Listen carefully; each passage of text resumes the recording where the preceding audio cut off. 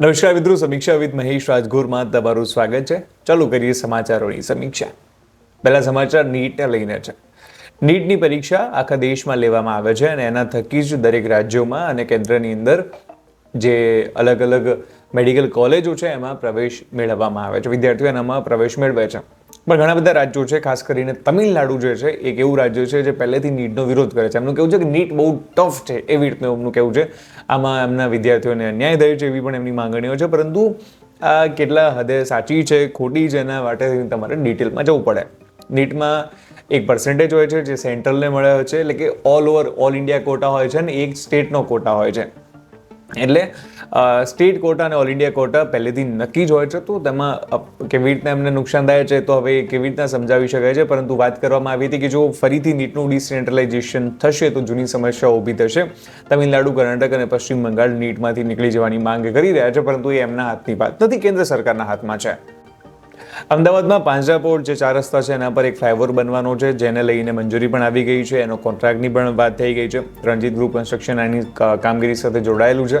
પરંતુ આની સાથે જે ઘણી બધી બાબતો છે એને લઈને એક જાહેર હિતની અરજી થઈ હતી હાઈકોર્ટમાં, અને હાઈકોર્ટની અંદર ચીફ જસ્ટિસ સુનિતા અગ્રવાલે અલગ અલગ ફ્લાયઓવરને લગતા જેટલા પણ રેકોર્ડ છે એ અમદાવાદ મ્યુનિસિપલ કોર્પોરેશનને આપવા માટે કહ્યું છે. હવે જે વિરોધ કરતાઓ છે એમનું કહેવું છે કે વૃક્ષો એક તો કપાશે, વૃક્ષો મેઇન વસ્તુ છે કે વૃક્ષો કપાશે. એની સાથે બીજી એક વાત છે કે અહીંયા કોઈ ફ્લાયઓવરની જરૂર નથી, ઓલરેડી આઈઆઈએમ પર ફ્લાયઓવર છે. હવે બીજી ઘણી બધી બાબતો છે. સાથે જે રણજીત કન્સ્ટ્રક્શન છે એની પણ વાત કરવામાં આવી છે. પણ હવે જોવાનું એ રહેશે કે શું આ ફ્લાયઓવર બને છે કે નહીં, આનાથી કેટલો ફાયદો થાય એમ છે કે નહીં, અને આ તમામ બાબતો ધ્યાનમાં લેવામાં આવશે. હાઈકોર્ટમાં હાલ મુદ્દો છે. જો આ મુદ્દો ક્લિયર થઈ જશે તો ફ્લાયઓવર બની જશે. જો નહીં થાય અથવા તો સ્ટે આવશે તો ફ્લાયઓવરને રદ પણ કરવો પડી શકે છે. પેરિસ ઓલિમ્પિકનું સમાપન થયું. પેરિસ ઓલિમ્પિકમાં ભારતે 6 મેડલ જીત્યા, જેમાંથી 5 તાંબાના છે અને 1 ચાંદીનો છે. એટલે સિલ્વર અને બ્રોન્ઝ મેડલ છે. ગોલ્ડ મેડલ આ વખતે આપણે નથી જીતી શકાય. એક પણ ઇવેન્ટમાં ભારતનું રાષ્ટ્રગાન નથી વાગ્યું. પણ હવે પ્રશ્ન ઊભો થાય છે કે ક્યાં સુધી બસ ભારતના ખેલાડીઓ દિલ જ જીતશે, મેડલ નહીં જીતે. 1.4 બિલિયનની વસ્તી છે આપણી, અને એમાંથી માત્ર આપણે 6 મેડલ જ જીતી શકીએ છીએ. ઘણા લોકો આમાં એવી પણ તક કહે છે કે આપણે ત્યાં ઇન્ફ્રાસ્ટ્રક્ચર નથી, પોલિટિક્સ છે, આવું બધું છે. આપણાથી ઉપર ભારત 71મા નંબરે છે. 1 થી લઈને 70 નંબર સુધીના દેશો જોઈ લો. કેટલાય દેશો એવા છે કે જેની હાલત ભારતથી પણ ખરાબ છે.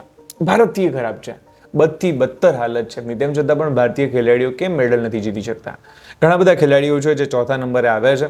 આપણે 4થા નંબરને પણ સેલિબ્રેટ કરીએ છીએ, પરંતુ એમાં કોઈ સેલિબ્રેટ કરવા જેવી વાત છે જ નહીં.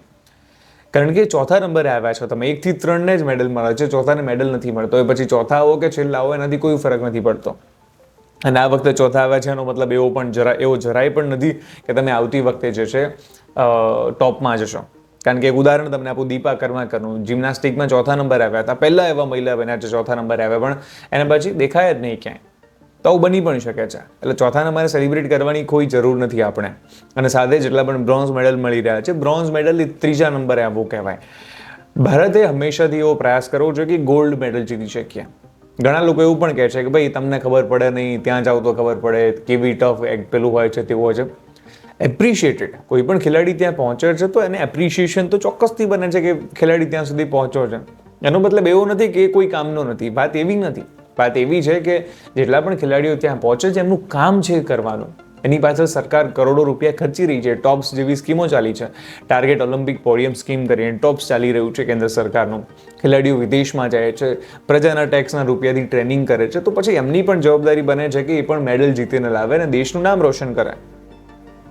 સિમ્પલ વસ્તુ છે, સિમ્પલ ગણિત છે કે જે ખેલાડીઓ છે એમની પાછળ સરકાર પૈસા ખર્ચ કરતી હોય તો ખેલાડીઓની પણ જવાબદારી તો નક્કી થવી જોઈએ ને. દર વખતે ખાલી આપણે એમ જ કહી દઈશું કે દિલ જીતી લેતા, શાબાશી આપી દીધું, સારું કર્યું. જો કોઈ ખેલાડી, કોઈ કોર્પોરેટમાં જાઓ, ગવર્મેન્ટમાં પણ જાઓ, કોઈ અગર જો કર્મચારી સારું પરફોર્મ ન કરતો તો એની પાસેથી જવાબ તો માંગવામાં આવે જ છે.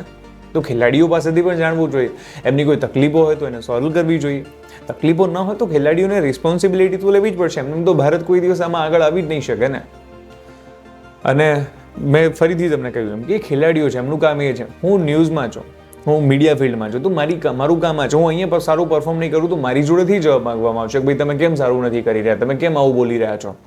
તો જે વ્યક્તિ જ્યાં છે એની જોડે તો માંગવું જોઈએ. મને જે પૈસા આપે છે મારી જોડે જવાબ માંગશે. તો કેન્દ્ર સરકારે પણ જોશે ખેલાડીઓની રિસ્પોન્સિબિલિટી ઉપર ધ્યાન આપવું જોઈએ કે ખેલાડીઓ રિસ્પોન્સિબલ બને. ક્યાં સુધી આપણે બ્રોન્ઝથી ખુશ થઈ જઈશું? 5 બ્રોન્ઝ આવે તો આપણે ખુશ થઈ ગયા.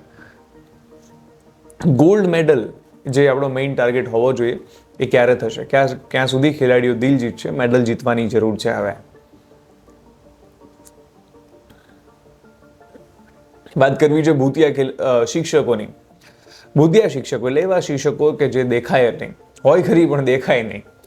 એટલે કે અલગ અલગ શાળાઓની અંદર શિક્ષકો હતા જે કાં તો શાળાએ જતા જ નહોતા, કાં તો એમનું નામ ચાલતું હતું અને વિદેશમાં હતા, કાં તો પછી એવા શિક્ષકો છે કે જેમની હાજરી પુરાતી હતી પણ ભણાવવા માટે નહોતા રહેતા. એવા બનાસકાંઠાના ડીઈઓએ ડૉક્ટર વિનુભાઈ પટેલે ટોટલ 33 શિક્ષકોને બરતરફ કર્યા છે. સીધા બરતરફ એમને કરી દેવામાં આવ્યા છે.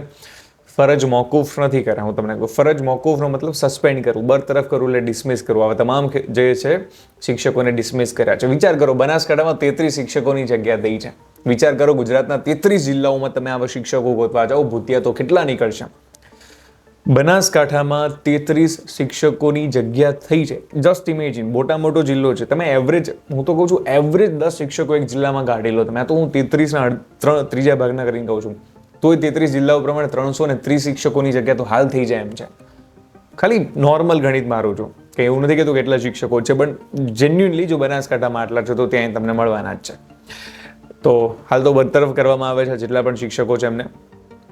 જિલ્લા પ્રાથમિક શિક્ષણાધિકારીએ જણાવ્યું છે ને આવી જે કાર્યવાહી છે તમામ જિલ્લાઓમાં થવી જોઈએ. તમારા ગામની શાળામાં પણ જો કોઈ શિક્ષક આવા હોય તો એની વિગતો અમને મોકલી આપો. અમે એના વિશે મુહિમ ચલાવીશું ને આવા શિક્ષકોને ઘર ભેગા કરીશું.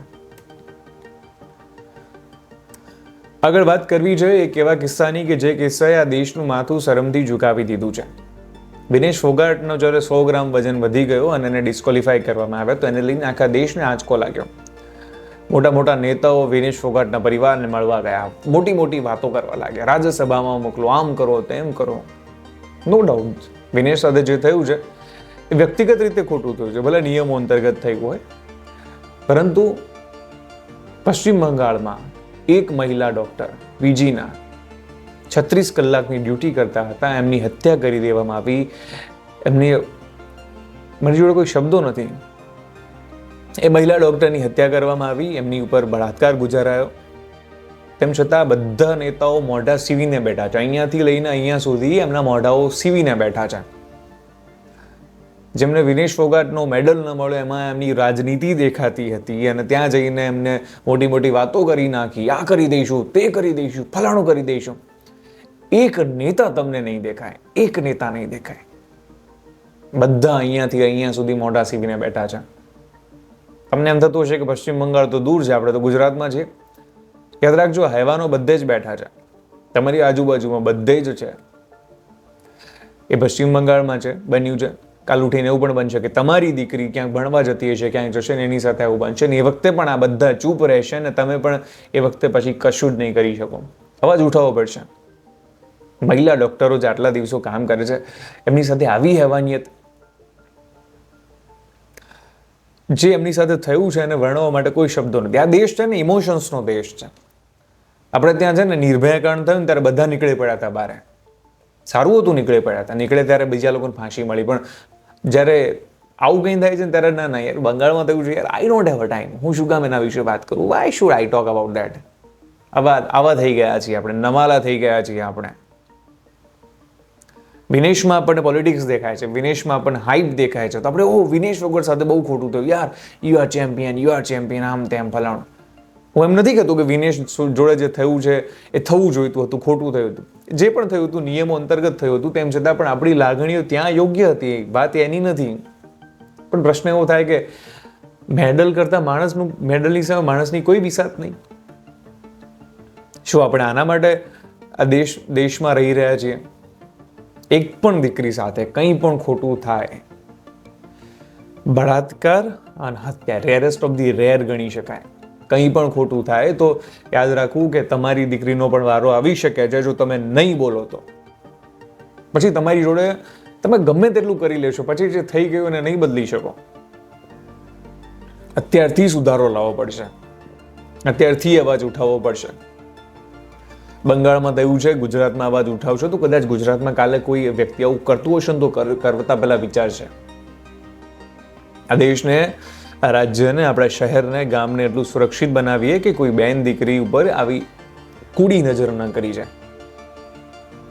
કેટલાય લોકોના મને વ્યક્તિગતપણે મેસેજ આવે, એવું વિચારતા હતા કે જો આવું થયું છે તો મારા પરિવારજનો મને ક્યારેય આવી રીતે નહીં ભણવા દે. આ એક હેવાન નથી, આવે તો કેટલાય હેવાનો છે. સોરી ટુ સે, લાઈક હું તમને થોડોક રૂઢિવાદી લાગી શકું છું, પણ આ બધી વસ્તુઓ જે થઈ રહી છે એની પાછળ ઇન્સ્ટાગ્રામ, ફેસબુક, આના બધા ઉપર ચાલતી અશ્લીલતા પણ એટલી જ જવાબદાર છે. અશ્લીલતાઓ ચાલી રહી છે અને અશ્લીલતાઓને આપણે સેલિબ્રેટ કરી રહ્યા છીએ. કોઈ વ્યક્તિ ઠુમકા લગાવી રહ્યું છે અને આપણે એને ફોલો કરી રહ્યા છે અને હીરો બનાવી રહ્યા છે. અશ્લીલતા, અહીંયા આર્ટની વાત નથી, અહીંયા અશ્લીલતાની વાત છે. જે મહિલા ડોક્ટર સાથે બળાત્કાર ગુજારવામાં આવ્યો, એમની હત્યા થઈ, એમને પોર્ન જોઈને દારૂ પીતા પીતા એમની હત્યા થઈ ગઈ હતી, એમનો બળાત્કાર ગુજારાયો હતો. એટલે તમારી સામે જેટલા પણ આવા અશ્લીલતા ફેલાવતા વિડીયોઝ વગેરે આવે છે એને પણ રિપોર્ટ કરવાનું શરૂ કરો, એમનો વિરોધ કરવાનું શરૂ કરો, કારણ કે અશ્લીલતાની કોઈ જગ્યા ન હોવી જોઈએ આ દેશમાં. અશ્લીલતા બહુ જ ખરાબ છે. તમને એવું લાગે છે કે વ્યૂઝ મળે છે, પણ એ કેટલાય હેવાનોને પેદા કરી રહ્યું છે કે જે જોઈને જે હેવાનો પેદા થઈ રહ્યા છે એ વાટ જોઈ રહ્યા છે કોઈને પીંખવાની. અને જો આ નહીં રોકાય તો યાદ રાખજો કે આ હેવાનો તમારી આજુબાજુમાં જ છે, પહોંચતા વાર નહીં કરે. એટલે આવા મુદ્દા ઉપર આપણે બોલવું પડશે, ખુલીને બોલવું પડશે. તો આશા રાખીએ છીએ કે બંગાળમાં જે થયું એના ઉપર એ પીડિતાને ન્યાય મળે. વાત કરીએ સેબીને લઈને અને અદાણી ગ્રુપને લઈને, જે હિન્ડનબર્ગનો રિપોર્ટ આવ્યો છે એને, તો સેબી અને અદાણી બંને કહ્યું છે કે આ આરોપો ખોટા છે. એની સાથે બીજી પણ વાત કરવી છે. ઘણા બધું લેફ્ટ જે ટાબેરી લોકો છે કહી રહ્યા છે કે સેબીએ પોતાનું એકાઉન્ટ જે છે બંધ કર્યું છે. એવું નથી, સેબીએ પોતાનું ટ્વિટર એકાઉન્ટ જે છે એ હકીકતમાં વર્ષો પહેલાં જ બંધ કરી દીધું હતું, બહુ ટાઈમ પહેલાં એમણે બંધ કરી દીધું હતું, એ ઇનએક્ટિવ હતું એટલા માટે થઈને. તો આ આરોપને એને કોઈ ડાયરેક્ટ લિંક નથી, પણ આ બંને કહ્યું છે કે આવું થયું છે. અને હા, હું તમને કહી દઉં કે આ ખાલી આરોપો છે. આરોપો અને કોઈ ગુનો સિદ્ધ થાય બંનેમાં ફરક હોય છે. એટલે આરોપો છે તો આરોપોમાં હાલ પડવું રહી, જ્યાં સુધી કોઈ સત્યતા બહાર ના આવે ત્યાં સુધી આપણે કશું કહી શકીએ નહીં. આશા રાખું છું કે આપ સૌને આજનો વિડીયો ગમ્યો હશે. વિડીયો ગમે તો કમેન્ટ કરવાનું ભૂલતા નહીં. આવી રીતે હું તમને મળતો રહીશ માધ્યમ ઉપર. ધન્યવાદ.